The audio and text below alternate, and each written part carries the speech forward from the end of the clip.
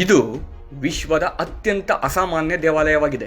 ಈ ದೇವಾಲಯವು ದಿನದ 23.58 ತೆರೆದಿರುತ್ತದೆ. ಈ ದೇವಾಲಯವು ಯಾವುದೇ ಸಮಯದಲ್ಲೂ ಮುಚ್ಚುವುದಿಲ್ಲ. ಇಲ್ಲಿ ದೇವರು ಶ್ರೀಕೃಷ್ಣ ಯಾವಾಗಲೂ ಹಸಿವಿನಲ್ಲಿರುತ್ತಾನೆ. ಈ ದೇವಾಲಯವು ಕೇರಳದ ಕೊಟ್ಟಾಯಂ ಜಿಲ್ಲೆಯ ತಿರುವರಪ್ಪನ್ನಲ್ಲಿದೆ.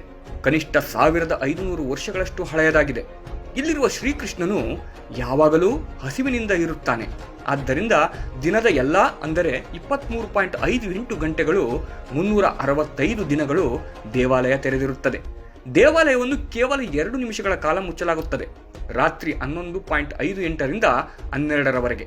ಈ ದೇವಾಲಯದ ಮತ್ತೊಂದು ವಿಶಿಷ್ಟತೆ ಎಂದರೆ ಪುರೋಹಿತರಿಗೆ ಕೊಡಲಿ ಮತ್ತು ಮುಂಜಾನೆ ಬಾಗಿಲು ತೆರೆಯುವ ಕೀಯನ್ನು ನೀಡಲಾಗುತ್ತದೆ.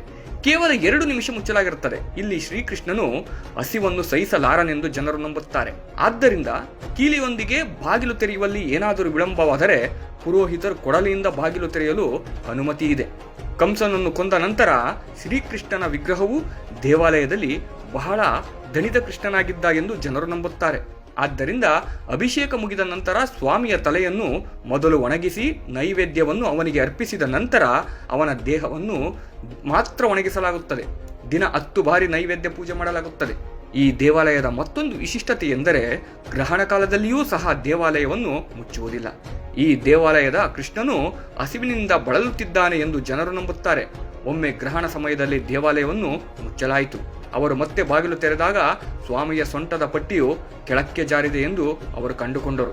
ಆ ಸಮಯದಲ್ಲಿ ಬಂದ ಶ್ರೀ ಆದಿಶಂಕರಾಚಾರ್ಯರು ಕೃಷ್ಣನು ತುಂಬಾ ಹಸಿದಿದ್ದರಿಂದ ಈ ರೀತಿ ಎಂದು ಹೇಳಿದರು. ಅಲ್ಲಿಂದೀಚೆಗೆ ಅವರು ಗ್ರಹಣ ಸಮಯದಲ್ಲೂ ಮುಚ್ಚುವುದನ್ನು ನಿಲ್ಲಿಸಿದರು. ದೇವರು ಕೃಷ್ಣ ನಿದ್ರೆಯ ಸಮಯ ಪ್ರತಿದಿನ ರಾತ್ರಿ 11:58 12ರವರೆಗೆ ಕೇವಲ 2 ನಿಮಿಷಗಳು. ಪ್ರಸಾದವನ್ನು ಸೇವಿಸದೆ ಯಾವುದೇ ಭಕ್ತರಿಗೂ ದೇವಾಲಯ ಬಿಡಲು ಅವಕಾಶವಿಲ್ಲ. ಪ್ರತಿದಿನ ರಾತ್ರಿ 11:57 ಪುರೋಹಿತ ಜೋರಾಗಿ ಕೂಗುತ್ತಾನೆ, ಯಾರಾದರೂ ಇಲ್ಲಿ ಹಸಿವಿನಿಂದ ಇದ್ದೀರಾ?